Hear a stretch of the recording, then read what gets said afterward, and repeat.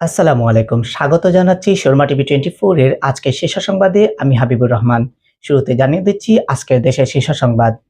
আইন বিচার ও সংসদ বিষয়ক উপদেষ্টা ডক্টর আসিফ নজরুল বলেছেন, আওয়ামী লীগ সরকারের আমলে মানবাধিকার রক্ষা তো দূরের কথা, বরং মানবাধিকার লঙ্ঘন করা হতো। আইনেও ছিল নানা সীমাবদ্ধতা। বর্তমান অন্তর্বর্তী সরকার মানবাধিকার রক্ষায় একটি মাইলফলক স্থাপন করে দিয়ে যেতে চায়। জুলাই গণ অভ্যুত্থানে এত শহীদের রক্তের বিনিময়ে অর্জিত স্বাধীনতায় আমরা মানুষের অধিকার প্রতিষ্ঠায় সর্বোচ্চ প্রচেষ্টা চালিয়ে যাব। বিএনপি স্থায়ী কমিটির সদস্য সালাউদ্দিন আহমেদ বলেছেন, তার দলের লক্ষ্য হলো জনগণের গণতান্ত্রিক অধিকার প্রতিষ্ঠা করা। তিনি বলেন, জনগণের গণতান্ত্রিক অধিকার প্রতিষ্ঠা করা বিএনপির লক্ষ্য। অনেক রক্তের বিনিময়ে রাষ্ট্র একটি ট্রাকে উঠেছে। এখন সাংবিধানিক আইনের কাঠামোয় রূপ দেওয়া প্রয়োজন। দেশের জনগণও 2024-এর গণ অভ্যুত্থানের অভিপ্রায় হলো জনগণের অধিকার প্রতিষ্ঠা করা। ধর্ম উপদেষ্টা ডক্টর আ.ফ.ম. খালিদ হোসেন বলেছেন, বই জ্ঞান অর্জনের প্রধান মাধ্যম। জাতির চেতনা ও ইতিহাসকে টিকিয়ে রাখার অন্যতম হাতিয়ার বই। বিএনপি যদি রাষ্ট্র পরিচালনার সুযোগ পায়, তাহলে পশু পাখি সংরক্ষণের সময়োপযোগী আইন করা হবে বলে জানিয়েছেন দলের ভারপ্রাপ্ত চেয়ারম্যান তারেক রহমান।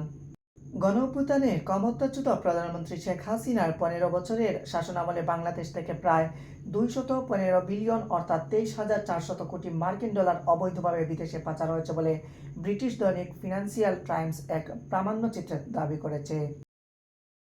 আপনারা এতক্ষণ শুনছিলেন আজকের দেশের শীর্ষ সংবাদ। এবারে থাকছে আন্তর্জাতিক শীর্ষ সংবাদ।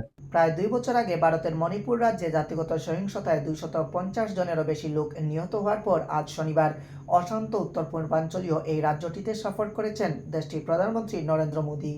উত্তর পশ্চিম পাকিস্তানে তালেবানদের অতর্কিত হামলায় অন্তত 12 জন সৈন্য নিহত ও আরও 4 জন আহত হয়েছেন। স্থানীয় সরকার ও নিরাপত্তা কর্মকর্তা এই তথ্য নিশ্চিত করেছেন।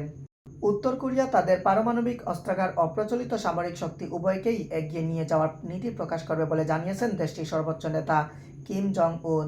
ফিলিস্তিন ইসরায়েল দ্বিরাষ্ট্রীয় সমাধানের লক্ষ্যে একটি প্রস্তাবের পক্ষে ভোট দিয়েছে জাতিসংঘের সাধারণ পরিষদে অধিকাংশ সদস্য দেশ।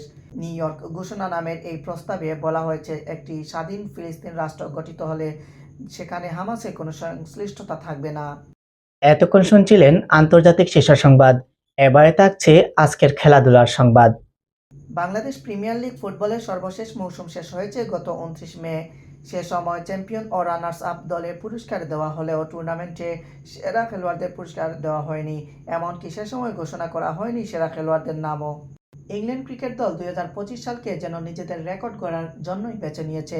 দক্ষিণ আফ্রিকার চলমান সফরেই দলটির বিপক্ষে ওয়ানডে ইতিহাসে সর্বোচ্চ ব্যবধানে জয়ের রেকর্ড গড়েছিল তারা।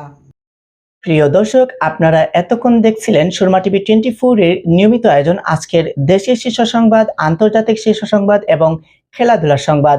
এতক্ষণ ধরে আমি ছিলাম হাবিবুর রহমান। দেখা হচ্ছে শর্মা টিভি 24 এর পরবর্তী আয়োজনে। ততক্ষণে সবাই ভালো থাকবেন, সুস্থ থাকবেন। আল্লাহ হাফেজ।